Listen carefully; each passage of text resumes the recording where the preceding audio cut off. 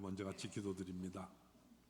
언제나 우리를 사랑하시고 하나님의 은혜의 장중에 붙들어 인도해 주시는 주님, 무엇보다 거룩한 주님의 날로 인하여 우리가 하나님의 택함 받은 백성임을 다시금 다짐시켜 주시고 이 날을 거룩하게 하심으로 우리가 또한 거룩한 하나님의 백성 되어주는 사실을 우리 마음속에 다시금 새롭게 결단할 수 있도록 인도하신 줄로 믿습니다. 주님께 나와 예배드리는 이 시간, 하나님의 말씀을 우리 마음속에 새겨듣는 시간입니다.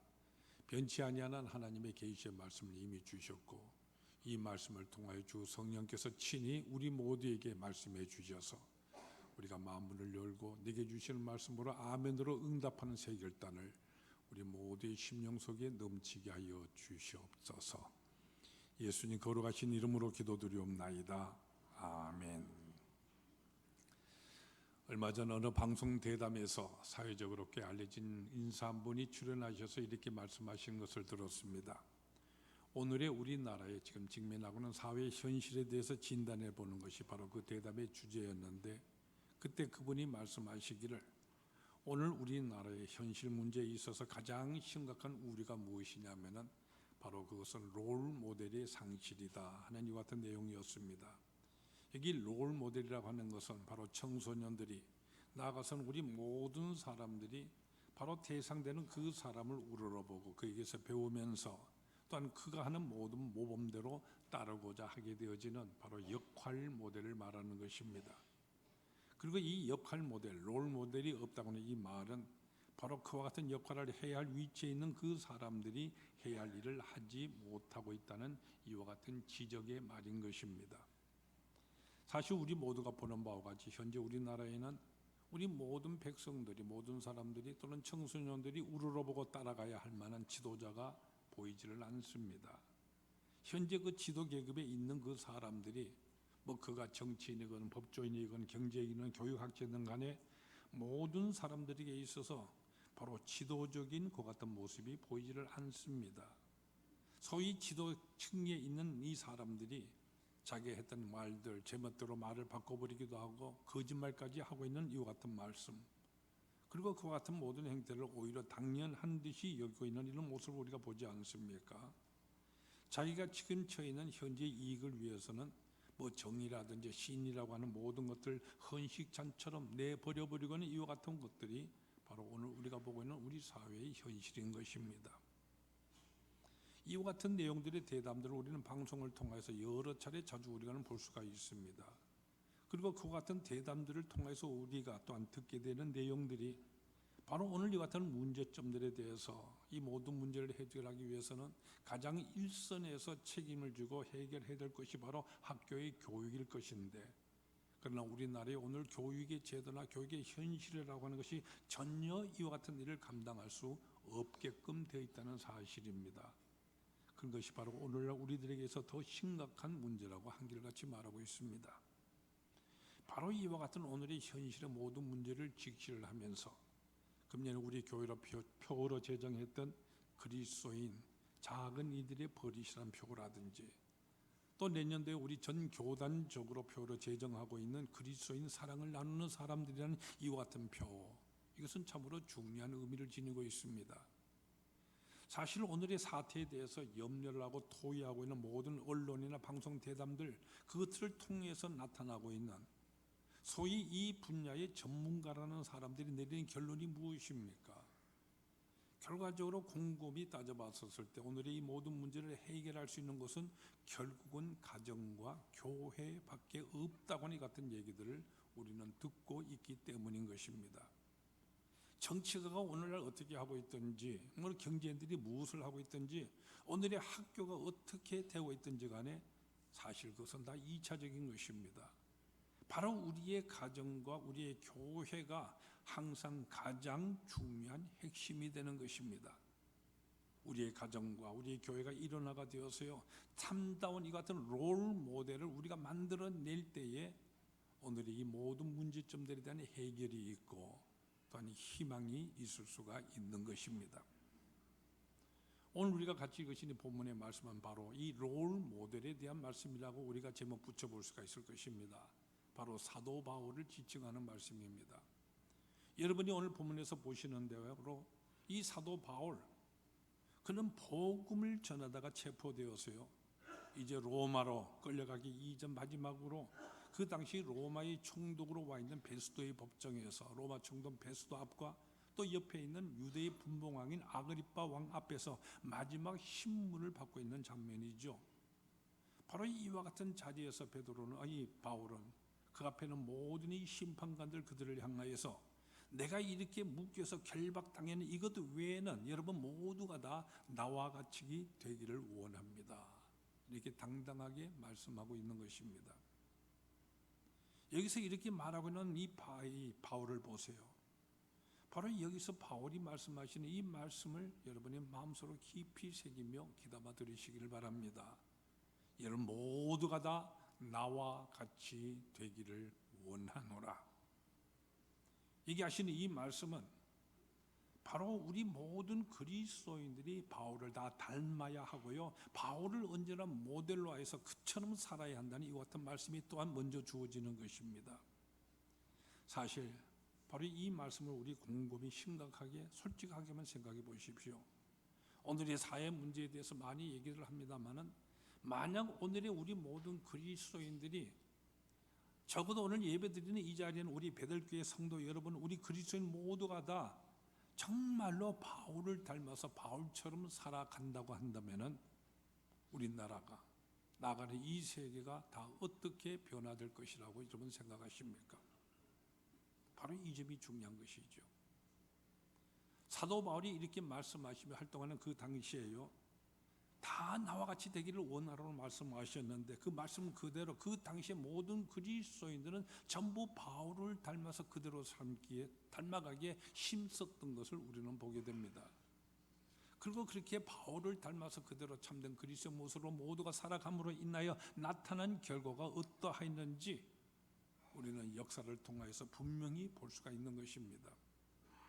여러분이 잘 아시는 대로 이 기독교를 박해하던 이 로마 제국이 얼마 못 가서 이 313년에 콘스탄틴 대제가 내렸던 밀라노 칙령으로 인해서 기독교 국가로 전환되지 않았습니까?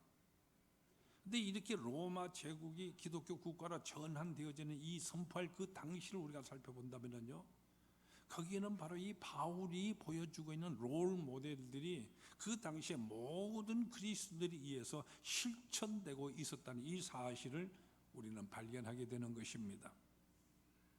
근데 콘스탄틴 대제가 훌륭하여서 바로 그 한 사람에 의해서 기독교가 공인된 것처럼 이렇게 여기고요, 콘스탄틴 이 한 사람을 높이기가 쉽습니다만은 그러나 알고 보면은요, 정작 선포하는 그 당시에 있어서 콘스탄틴은 기독교 신자가 아니었습니다. 그 한 사람이 예수를 믿음으로 인해서 로마 제국이 기독교 국가가 된 것이 아니었다는 말씀입니다. 콘스탄틴이 이 밀라노 칙령을 선포하지 아니할 수밖에 없는 이와 같은 힘이 그 당시에 이미 작용하고 있었던 것입니다. 또 로마 제국이 기독교 국가임을 선언하게 되어질 때 사실 그 당시에 전 국민들 가운데서요, 기독교 숫자는 불과 9%가 채 되지를 못하고 있었습니다. 그런데 이 9%밖에 안 되는 이 같은 그리스도인들이 이렇게 거대한 로마 제국을 나가서 전 세계의 역사를 변화시키고 바꾸어놨던 것입니다. 어떻게 해서 이 같은 놀라운 일들이 일어날 수가 있었던 것입니까? 바로 여기에 오늘의 우리 모든 그리스도인들이 깊이 생각해 보아야 할 중요한 점이 바로 이 속에 있는 것입니다. 한마디로 그 원인을 우리가 말해 본다고 한다면 그것은 바로 그 당시에 그리스도인들이 가지고 있었던 바로 그들의 모습 때문입니다. 그들이 참된 그리스도인의 모습을 지니면서 그렇게 살아가고 있었다, 바로 이 사실인 것입니다. 역사가들이 우리들에게 전해주는 사실이 있지 않습니까? 그 당시 로마 제국 세계를 제패한 이후에요, 모든 국민들이 사치와 허영과 자만에 들떠서 아주 윤리적으로 몹시 타락하고 있었다고 말해줍니다. 남자들이란 사람이 다 이 모양이니까 뭐 여자들도 덩달아서 그 같은 일을 행하기 마련이지 않습니까? 오히려 숨어서 한 걸음 더 나가는 이 같은 일들도 빈번했다고 합니다. 그런 가운데 큰 문제가 사회적으로 계속 생기기를 시작을 합니다. 당시는 오늘날처럼 의학이 발달되어 있지 않았기 때문에, 이 때문에 이와 같은 부도덕하는 엄마를 통하여서 태어난 아기들마다요 모태에서부터 이미 세균에 감염되어서 나옵니다. 우생학적으로 아주 큰 문제가 생기고 있습니다. 국가적으로 큰 위기가 생기고 있는 것이죠. 그런데 온 로마 제국들이 이렇게 이 타락의 유행 속에 휘말려 있었을 때 그 가운데 오직 소수의 정규를 지키는 사람들이 있었습니다. 이들이 바로 9%도 채 안 되는 바로 그리스도인이었던 것입니다. 바로 이 사실이 로마 제국에 퍼지게 되어지니까 로마의 귀족들이요 따라서 어떻게 합니까? 자기들의 이세를 위하여서는 자기 자신은 예수를 믿지 않지만은 크리스찬 여자들을 자기의 부인으로 맡기를 원했습니다. 어떤 때는 강제로라도 그들을 며느리로 삼게 되었던 것입니다. 이렇게 해서 그들을 통하여, 이 크리스찬 여자를 통하여 자녀들이 태어나게 되어지는데, 이때부터 아주 중요한 대목입니다. 이 그리스도인 어머니들이 그 다음에 어떻게 하였는가 하는 바로 이 점인 것입니다. 이 그리스도인 어머니들은요 이교도들 그 틈 속에서 그러나 자녀들을 깊은 신앙으로 전부 양육해 키웠고요, 이렇게 해서 자라난 이 아이들이 후에 모두 고관에 자리에 앉게 되어지는데, 이 크리스찬으로 자라난 이 모든 사람들, 이 사람들이 우생학적으로 태어날 때부터 열등하게 태어난 비기독교인 귀족들 그 자녀들과 비교할 수가 없게끔 월등하게 되어지니까 그 결과는 말하지 않아도 자명한 사실이지 않습니까? 이와 같이 로마에 있는 그리스도인 여성들이 그들이 지니고 있었던 순결과 그들의 철저한 신앙 생활이 바로 온 로마 제국을 복음화 시켰고요, 9%도 채 안 되는 이 사람들이 비록 소수였지만은 이들이 순교의 위험을 감당하면서도 서로가 늘 위로하고 사랑하는 이 참된 그리스도인다운 이 모습을 보는, 바로 이것이 성도들의 세계는 물론이려니와 믿지 아니하는 모든 사람들에게 깊은 감동을 주었던 것입니다. 바로 이 사실을 우리는 깊이 마음속에 새겨야 하는 것입니다. 아마 여러분들도 이와 같은 경험을 많이 하실 것입니다. 저는 가끔 어떤 분들에게 전도하면서 그들에게 복음을 제시하게 되어지는데, 그들을 향하여서요 참으로 열심히 우리가 죄인 됐다는 사실과 우리를 사랑하시는 하나님의 사랑을 얘기하고 예수 그리스도만이 우리의 구원이 되시는 것, 우리가 그분을 영접하고 믿음으로써 우리는 소망 있는 백성이 된다는 사실을 간곡하게 전하게 되지만, 그 사람들이 우선은 제 말을 받아들이며 감동을 받는 듯이 보이는데, 그러나 그 자리에서 선뜻 결단하지 못하고 멈칫거리면서 이렇게 말하는 말을 듣게 됩니다. 목사님 하시는 말씀을 들으니까 참으로 옳고 내가 믿어야 할 것 같은 생각이 듭니다. 그러나 그 순간마다 내가 아는 어떤 지금 교회에 다니고 있는 어떤 사람들, 그 예수 믿는 그 사람이 떠오르게 되는데, 그 사람을 생각하면은 아주 내가 예수 믿어야 되겠다는 생각이 싹 없어져 버리고 맙니다. 아마 여러분들도 전도하는 가운데 이와 같은 말을 많이 들어보셨을 것입니다. 뭐 금전관계로 인해서 다른 사람과 불협화음을 일으키고요, 다른 일로 인하여서 이런 말들 우리가 자주 듣게 되는 거 우리가 보고 있지 않습니까? 적어도 예수 믿는 사람이라고 한다면은 하나님의 영광을 가리는 일은 절대로 하지를 말아야 하는 것입니다. 그러나 반면에 이와 같은 분들도 우리는 봅니다.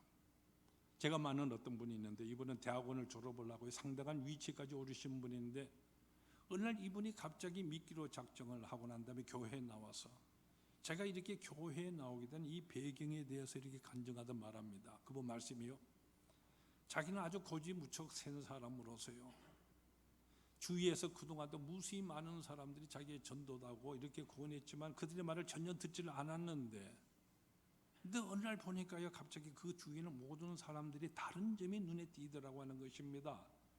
그 가운데 보니까 예수 믿는 사람들이 무언가 다른 사람하고 다르다는 것이 보였다는 것이죠. 무엇인가 하고 자세히 살펴보았더니까 그리스도인 교회 다니는 그 사람, 자기가 일이 잘 되어가고 있었더니 이것은 하나님의 은혜요 축복이라고 생각하면서 오히려 감사하고 오히려 겸손해하고요, 일이 좀 어렵고 잘 되고 있지 않았었을 때는 오히려 이것은 하나님께서 내게 주신 연단이요 시련이라고 생각하면서 더 겸손하게 참고 견디며 더 충성을 다하더라는 것이죠. 그래서 이 그리스도인들 이들은 무엇인가 다르다고 이렇게 느껴져서 나도 한번 저들이 믿는 하나님을 믿어봐야 되겠다 이렇게 생각이 들어서 교회에 나오게 되었다고 하는 바로 이 얘기입니다. 여러분, 바로 여러분 자신이 우리 그리스도인들이 평소에 하는 모든 모습들이 이렇게 다른 모든 사람들이 크게 영향을 미친다고 생각하였었을 때 우리는 과연 내가 지금 살고 있는 이 생활 주변에 내가 만나게 되는 모든 다른 사람들에게 내가 어떠한 그리스도인의 모습으로 비춰주고 있는지, 다른 사람은 나를 통해서 어떻게 생각하고 있는지를 깊이 생각해 보아야 하는 것입니다. 우리가 분명히 깨달아야 할 사실은 이 세상 사람들은요, 예수를 닮은 우리 그리스도인들이 아니라 바로 여러분 자신을 그리스도인을 닮은 예수로 그렇게 알게 된다고 하는 사실입니다. 그 때문에 현대 전도학에 있어서는 이 전도에 대해서 세 가지 P자를 영어 P자로 써서 우리들에게 설명을 해줍니다. 제일 먼저 가장 중요한 것은 presence, 존재한다는 말이죠. 우리 그리스도인이 이 세상에서 어떠한 모습으로 존재하고 있는가, 그들에게 어떤 모습으로 나타나고 있는가 하는 것이고, 바로 이 위에 그 다음에 프로클레이션, 이 프레젠스가 제대로 된 그 다음에 우리가 그들에게 전하는 일이 이루어지게 되어지고, 그리고 제일 마지막 단계로 퍼슈에이션, 바로 그들에게 복음을 제시하고 설득해서 믿게 만드는 이와 같은 일이 이루어지게 된다 말하고 있습니다. 그러니까 무엇입니까? 바로 우리 그리스도인들이 여러분 자신이 평소에 이 세상에서 정말로 어떠한 존재로 나타나고 있는가, 정말로 사도 바울 같은 모습으로 참된 그리스도인의 모습으로 우리가 나타나고 실질적으로 매일매일 생활에 있어서, 여러분의 직장에 있어서 다른 손고객을 대할 때에, 다른 어떤 사람과 대화를 할 때 그들이 여러분을 통하여서 그리스도의 향기를 맡을 수가 있느냐 하는 것입니다. 이와 같은 일이 프레젠스가 없이는 전도는 이루어지지 않는다는 같은 말인 것입니다. 지금 우리는 새생명 전도 축제를 기획하고 있고 전 교회적으로 여기 힘을 쓰고 있습니다. 바로 우리가 전도를 강조함에 있어서 여러분 바로 이 점을 우리가 먼저 우리 마음속에 깊이 새기고 있어야 하는 것입니다. 내가 그리스도인답게 사는 이 자체가 전도에 있어서 적어도 50% 이상을 차지한다는 사실을 우리가 잊어서는 안 되는 것입니다. 오늘 본문에서 사도 바울은 말이 적으나 많으나 당신뿐만 아니라 이 내 말을 듣고 있는 모든 사람들도 다 내가 이렇게 묶여서 결박당한 이것 외에는 나와 같이 되기를 하나님께 원하나이다 이렇게 말하고 있습니다. 모든 사람이 다 나와 같은 이런 모습을 하기를 원한다는 말인 것입니다. 바울은 하나님의 앞에서 또 사람들 앞에서나 자기 자신에게서까지 언제나 성실하였기 때문에 이렇게 자신 있게 모든 사람들이 자기와 같이 되기를 바란다 이렇게 말씀하고 있는 것입니다. 그러면 여기서요, 우리 모두가 본받을 이 사도 바울의 모습, 그의 모습은 과연 어떤 모습이겠습니까? 먼저 이렇게 말씀하고 있는 이 그 당시의 상황을 우리가 살펴본다고 한다면, 바울은 지금 재판을 받고 있는 것입니다. 살 수도 있고 죽을 수도 있는 생사를 가늠하는 이와 같은 중요한 사건 앞에 지금 놓여 있는 것입니다. 근데 바울이 여기 지금 잡힌 이유가 무엇입니까? 바로 예수 그리스도의 복음을 전하였다는 이 이유 때문인 것이죠. 예수를 전했다고 해서 잡혀와 있는 바로 이 순간에, 죽을지 말자는 이 순간에 있어서 여러분이었다면 그때 어떻게 했을 것 같습니까? 여기 사도 바울은 태연하게 자기 자신이 예수를 영접하여 믿게 되는 그 다메섹 도상의 모든 일들과 십자가의 이 진리가 무엇인지 설명을 하면서 이 절체절명의 이 순간에 오히려 그들에게 전도를 하고 있는 것입니다. 죽음의 위기 이것을 눈앞에 두고도요, 여러분 어떻게 이와 같은 일들이 가능할 수 있었겠습니까? 정말로 죽음을 두려워하지 아니하고 오히려 복음을 강론하는 이 바울이 베스도의 총독의 눈에 있어서 너무나도 이해할 수 없는 모습을 보입니다. 그렇기 때문에 오늘 뭐라 그럽니까? 바울아, 네가 미쳤도다. 너희 많은 그 학문이 너를 미치게 한 것이 분명하다. 이렇게 말하고 있는 것을 오늘 본문에서 우리는 봅니다. 근데 우리가 사도행전 2장 13절에 보면은요, 사도 베드로도 이와 비슷한 말들 주위 사람들에게 들은 것을 우리는 보게 됩니다. 베드로가 성령에 충만하였어요. 복음을 증거하고 있었을 때 당시 이 베드로를 보는 모든 사람들이 저 베드로, 저 사람은 세술에 칠했다 이렇게 말하고 있는 것입니다. 여기 바울과 베드로 이를 향해 평가는 서로 다르게 나타납니다. 왜 이렇게 되는 것입니까? 여기 바울은 공부를 많이 한 사람입니다. 그래서 그는 지식이 있고요, 그렇기 때문에 그의 지식이 그로 미치게 했다고 이런 평가를 받은 것이죠. 반면에 여기 베드로는 공부를 많이 하지 못한 것 같은 사람입니다. 근데 무식한 줄 알았던 그 사람이 놀라운 학식으로서 증거하는 걸 보고 난 다음에 무식쟁이가 어떻게 저와 같은 말을 할 수가 있겠는가 이렇게 생각하고 난 다음에 아마도 새술을 많이 마셔서 술에 취했다고 이렇게 얘기하고 있는 것이죠. 여기 바울이나 베드로나 둘 다 지금 성령에 충만한 상태에 있습니다. 그러나 그들이 지금까지 모든 배경에 따라서 이렇게 두 가지 다른 결과로 사회 사람들의 평가를 받고 있는 것입니다. 이제 여기는 바울이라든지 베드로, 또 네가 많은 학문이 너를 미치겠다고 말하고 있는 이 베스 총독, 네가 적은 말로 나를 권하여서 예수 믿게 만들렸냐 이렇게 말하는 아그리빠 왕, 바로 이 사람들을 통해서요, 오늘 우리 그리스도인의 그 유형에 대해서 우리는 세 가지로 크게 나눠볼 수가 있을 것입니다. 먼저 여기 등장하고 있는 베스도나 아그리빠 이 사람을 보십시오. 이들은 기독교나 이 바울에 대해서 어느 정도는 알고 있었습니다. 그리고 그들이 알고 있는 그 지식적인 면으로서 이제 바울에 대해서 생각하면서 그렇게 말하고 있는 것입니다. 그리고 바울이 지금 말해주고 있는 복음의 그 자체보다는요, 그가 설명하는 그 내용, 그 지식적임에 매료되어서 이와 같은 반응을 보이고 있는 모습입니다. 우리 믿는 사람 가운데 이런 사람들이 있습니다. 우리가 믿는 교회, 신앙생활, 기독교를 하나의 수양이나 철학이나 도덕으로만 이해하는 사람들인 것이죠. 여러분, 제 말에 오해 없기를 바랍니다. 우리 기독교 신앙 가운데 이와 같은 지식적인 면이 없다고 하는 말씀이 아닙니다. 지식적인 면이 있습니다. 그러나 그 지식이나 도덕이 바로 우리의 신앙 자체는 아닌 것입니다. 오늘도 많은 우리 교인들 가운데 가는 그런 분들이 있는 걸 보게 되지 않습니까? 또 실질적으로 교회, 신앙이나 모든 것을 잘 알고는 있지만은 그가 안 그대로 살아가는 뜨거운 헌신, 이것이 없는 사람들이 있지 않습니까? 그저 교회만 왔다 갔다 하는 뿐인 것이죠. 어떤 면에 있어서 이 사람들 그저 종교인이라고 말할 수 있을지 모르지만은 참된 그리스도인의 위치에까지는 아직 이루지 못한 것입니다. 이번에 우리가 전도를 하기 위해서 한 사람씩 전부 다 우리가 참으로 하나님께 봉헌하자고 그랬는데 그 가운데 여러분 이름을 봉헌해 보셨습니까? 정말 한 영혼을 사랑해야 된다는 사실 여러분 다 아십니다. 이 가운데 그 사실을 모르는 분들은 한 사람도 없을 것입니다. 근데 정작 이름을 봉헌하는 사람들, 지난주에 한 80종 정도가 봉헌을 하셨습니다. 나머지 분들은 뭘 하시는 것입니까? 교회 와서 예배만 드리고 만족하고 가시겠습니까? 다음은 이와 같은 지식적인 모습과 정반대되는 모습의 사람들도 또한 있습니다. 이와 같은 분들은 자기의 경험을 강조하는 분들입니다. 소위 좋게 말하면 체험 교인이라고 말할 수가 있겠죠. 이 사람들은 자기의 믿음을요, 성경을 통하여서 또는 교리적으로 설명하지는 못합니다. 또 그렇게 하려고 하지도 않습니다.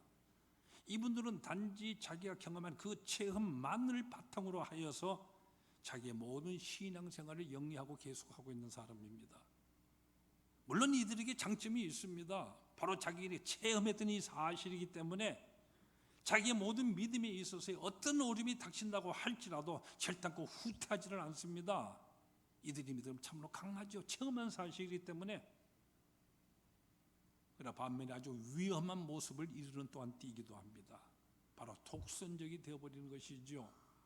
자기 자신이 이 체험을 강조하다가 보니까 자기 자신의 이 경험을 절대화시키게 되어지고, 때문에 이들은 자기와 다른 자들을 잘 용납하지 못하게 되어지고, 심지어는요 자기와 다른 경험을 하는 이 같은 사람들까지도 배척하는 모습으로 나타나기도 합니다. 그래서 이와 같은 사람이 많은 교회를 보면은요 분열이 자주 일어나게 됩니다. 여러분 고린도 교회를 보십시오. 고린도교회 여러분이 알다시피 참으로 많은 성령의 은사를 체험한 특별한 교회였지만은, 그러나 거기에 은사 체험한 것이 사람들이 전부 다 달랐기 때문에 이 다른 이유로 해서 전부가 당을 짓고 분쟁을 하고 이렇게 다투는 이런 교회가 되어버리고 말았지 않습니까? 바로 그들의 신앙과 삶이 일치가 되지 못하고 있기 때문에 가져진 것이죠. 여러분, 제 드리는 말씀에 오해가 없기를 바랍니다. 우리의 신앙에 이와 같은 경험적인 요소가 필요 없다고 말씀드린 것이 아닙니다. 우리의 신앙생활에 있어서 체험 아주 중요한 것입니다. 이것은 우리 믿음을 확실하게 만들고 우리를 강하게 만들어 아주 중요한 요소인 것입니다.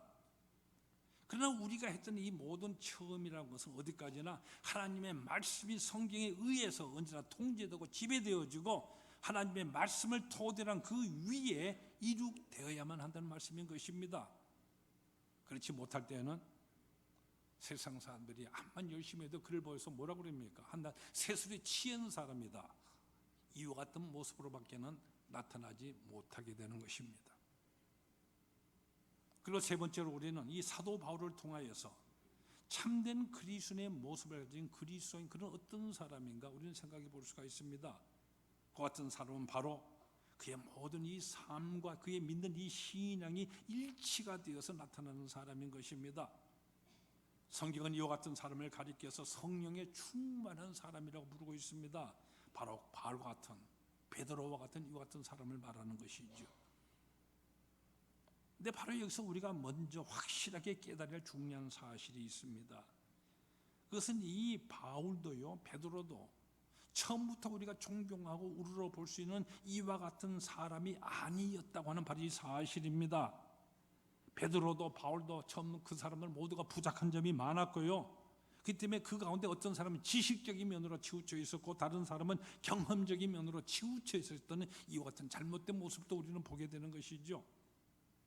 근데 이와 같은 그들이었지만은, 그러나 그들의 모든 지식이나 체험이나 모든 것들이 성령에 의해서 지배를 받고 변화를 받음으로 인하여서 오늘 우리가 가장 우러러보며 모범으로 여길 수 있는 바로 그 바울, 그 베드로가 될 수 있었다고 하는 사실입니다. 오늘 우리에게서도 마찬가지입니다. 우리 또한 부족한 사람이지 않습니까? 그러나 아무리 부족한 우리라 할지라도 내 자신을 성령께 전적으로 위탁을 하고, 그래서 성령으로 인해서 지배를 받으며 충만함을 받음으로써 우리 모두가 바울이 될 수가 있고 베드로가 될 수 있다고 하는 바로 이 사실입니다. 여러분, 먼저 바울을 보십시오. 바울은 원래가 지식인이었습니다. 당시에 최고 학부인 가마리엘 문나에서 공부하는 사람이니까 요즘으로 말하면 박사학위를 몇 개씩 가던 이와 같은 사람이라 말할 수 있습니다. 그러나 이 바울, 그가 다메섹 도상에서 참으로 영으로 나타나는 예수님을 만나기 전까지는 그는 언제나 지식으로만 판단하고 생각하는 이런 사람에 불과하였습니다. 그렇기 때문에 그의 지식으로 생각했었을 때 이 도무지 예수 믿는 사람들 이해할 수가 없었습니다. 그래서 그가 한 일은 무엇입니까? 오히려 예수 믿는 자를 잡아 죽이는 일에 언제나 제일 앞장섰던 것이죠. 이와 같은 그였지만 그가 성령에 의해서 사로잡힘을 받게 되었을 때 이 사울이 변화해서 바울이 됩니다. 새 사람이 됩니다. 말씀의 증거자가 되었고, 지금까지 그가 가진 모든 지식들 폐기하는 것이 아니라 그 모든 것이 바탕으로 해서 성령에 의하여서 변화되어서 새롭게 쓰여짐으로 인하여서 성경 가운데서 가장 많은 분량이라고 말 수 있는 13권의 책이 이 바울을 통하여 오늘 우리들에게까지 전해지게 되는 것입니다. 베드로의 경우에 있어서도 마찬가지입니다. 베드로는 우리가 알다시피 공부를 잘하지 못한 어부였죠. 무식장이었기 때문입니다. 또는 그는 아주 혈기가 다혈질적인 사람이었지 않습니까? 또 자기가 꼭 해보야만 적성이 풀리는 어떤 사람이었습니다. 그 때문에 자기 눈앞에 예수님께서 물 위로 걸어오실 때도요, 자기도 똑같이 물 위에 떨어져서 걸어보아야만 그의 적성이 풀리고 믿을 수 있는 이와 같은 사람이었습니다.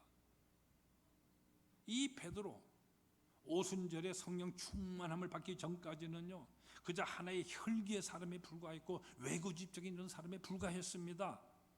이 베드로는 결단코 예수님의 십자가의 고난에 대해서도 부활의 주님에 대해서 이해하지를 못했고요, 또 알려고 하지도 않았습니다. 그 때문에 그가 했던 일이 무엇입니까? 예수님이 잡혀갈 그 순간에 그가 했던 일은 칼을 빼들어서 휘두르는 이와 같은 일이었고요.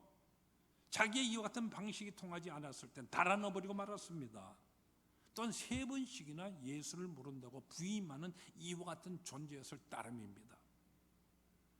그러나 이와 같은 베드로가 성령 충만함에 의해서 베드로가 성령의 예수 움직일 때 그는 더 이상 무식쟁이가 아닙니다. 그의 혈기의 사람도 자기의 경험만을 강조하는 이와 같은 사람도 아닙니다. 그런 주위의 모든 사람들이 놀랄 정도로요, 예수 그리스도에 대하여서요 신학적으로 논리적으로 증거를 하고, 그 때문에 그를 통해서 베드로 전후서 바로 성경으로 남기고 있고요. 그리고 그가 이전까지 가졌던 모든 그의 열심과 적극성은 성령에 의하여서 변화가 되어서 새롭게 쓰여짐으로 인하여 그런 주님처럼 십자가에 감히 달리지 못한다 해서 거꾸로 십자가의 순교를 당함으로써 진정으로 교회의 반석, 초석이 되었던 것입니다. 참된 우리 그리스도인의 모습, 이렇게 지식만도 또한 신비적인 체험만도 아닙니다. 성경에 대한 깊은 지식을 토대로 해서 깊은 자기의 체험을 가지는 성령 충만함을 받은 사람의 모습, 이것이 참된 그리스도인의 상입니다. 이와 같은 사람은 자기의 모든 것을 전적으로 그리스도에게 위탁하고 있는 사람입니다. 자기의 모든 생을 그리스도에게 맡기고 살아가는 사람인 것입니다. 이분들이 가지고 있는 신앙은 십자가의 그 뜻을 언제나 바르게 이해를 하고 고난받는, 사랑을 베푸는 메시아를 이해를 합니다. 거기에 동참을 합니다. 자기 자신의 소원이나 자기를 위하여서 그리스도를 믿는 것이 아니라 이제는 그리스도를 위하여서 그리스도를 믿습니다. 나를 위한 그리스도가 아니라 그리스도를 위한 나 자신으로서 살아가는, 이것이 참된 그리스도인의 모습인 것입니다. 사도행전 7장에 보면 스데반 집사의 모습이 거기 나타나지 않습니까?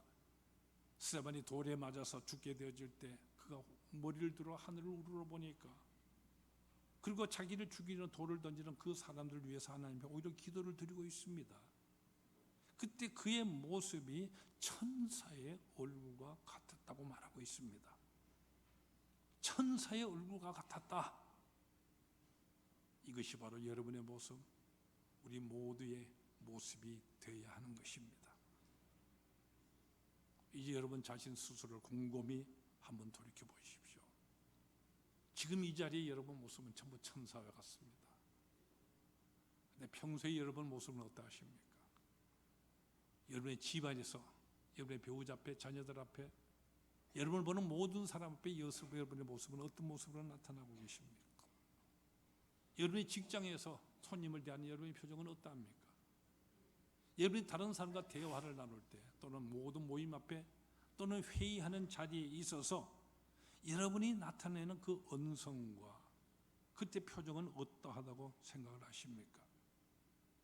특별히 우리는 여러 가지 고통 중에 있게 되어질 텐데, 조금 어려운 일들, 내가 원하는 일들이 제대로 풀리지 않을 때 이와 같은 순간에 여러분이 짓고 있는 표정은 어떠한 표정입니까?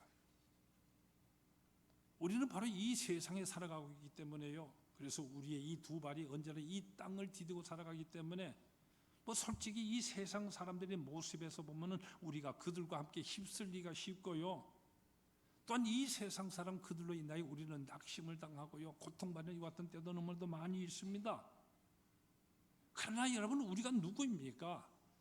우리는 우리 하나님 아버지에서 거룩하게 성별된 사람인 것입니다. 비록 지금 우리의 현재 우리 이 땅에 발을 붙이고 있지만은 우리의 머리는 언제나 하늘을 향하고 있지 않습니까? 이미 예수 그리스도에 의하여서 그의 크신 은혜를 우리는 받았기 때문에, 주님께서 내게 이미 베풀어 주신 사랑이 우리 속에 이미 넘치고 있기 때문에 우리는 이 세상에서요 정말로 바울같이, 베드로와 같이 변화된 새 사람의 모습으로 우리는 살아갈 수 있는 것입니다. 그래서 우리의 신앙생활을 함에 있어서요, 우리가 성공할 때는 오히려 겸손하게 하나님께 영광을 돌리고, 때때로 어려운 환경에 우리가 처하게 되어질 때 오히려 주님의 그 약속을 믿고 인내하면서 당당히 우리의 나갈 길을 나가도록 힘쓰는 것입니다. 오늘 우리나라가, 우리가 지는 이 사회가 아무리 부패하고요 윤리적으로 문란해져 있다고 하더라도 우리 그리스도는 언제나 지조를 지킵니다. 언제나 우리는 순결을 지킵니다. 이 세상에 아무리 거짓이 많다고 해도 우리는 언제나 진실을 지킵니다. 우리가 사업을 하는 데 있어서, 직장하는 데 있어서, 가정하는 데 있어서도 마찬가지죠. 이 세상 사람이 추구한 것처럼 더러운 이익 때문에 사람을 속이거나 기만하는 일을 하지 않습니다. 언제나 하나님의 나라의 백성답게 이날 로마 제국의 그 모든 핍박과 환난 속에서 우리 그리스도인들은 신앙을 지켰고 그 순결을 지키지 않습니까? 그때 그들이 했던 그 모든 역할들, 그들이 사회에 보였던 그들의 롤 모델, 오늘의 바로 우리의 모습으로, 우리 그리스도인의 모습으로, 바로 나 자신의 모습으로 나타나도록 우리는 더욱더 힘쓰며 기도하며 달려나가는 것입니다. 여러분이 잘 아시는 가나안 농군 학교를 세웠던 기도의 사람 김용기 장로님, 이렇게 말씀을 하셨습니다. 조국이여 안심하라. 여기 기도하는 내가 있다. 이런 결단코 교만의 참말이 아닙니다. 사회가 아무리 문란하고 질서가 무너지고 롤 모델이 파괴되어지고 모두가 걱정하고 있는 바로 그가 살던 그 시대에 있어서, 그러나 우리 그리스도인들이 이 땅에 있기 때문에, 여러분 의인이 10명이 있었으면 소돔과 고모라를 갖다가 구원해 주시겠다고 약속하신 하나님이시지 않습니까?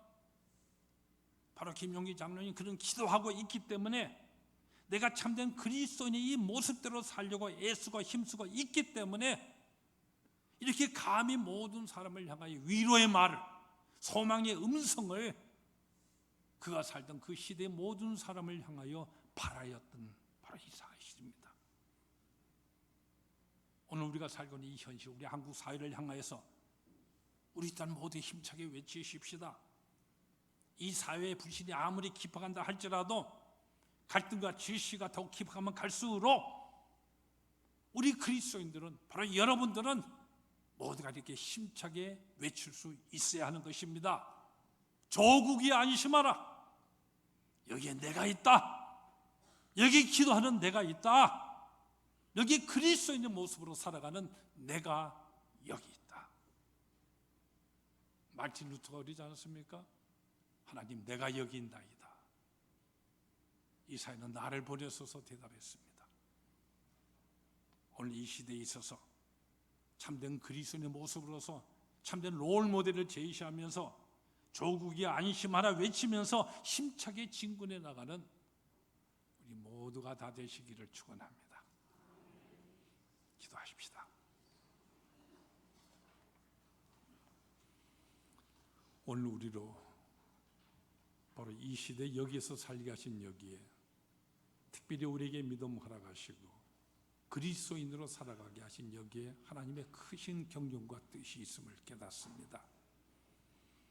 오늘 우리들이 나 자신 하나의 개인이 아니라 예수 그리스도를, 우리 하나님을 이 땅에 대변하는 대변자로 그리스도인으로 나는 이 땅에 살고 있음을 우리가 더 깊이 새겨서 예수님의 그 마음을 우리 모두 품게 하시고 우리의 모든 삶이 더러운 이 세상 사람한 그 짓거리들 본받지 아니하고 로마 시대에 로마 제국을 변화시킬 수 있었던, 그러나 순교하며 죽어가면서도 찬송을 부르며 살아갔던 바로 그리스도인의 참된 모습답게 우리가 늘 살아갈 수 있게 주님 우리를 도와주시고 역사하여 주시옵소서. 예수님 이름으로 기도하옵나이다.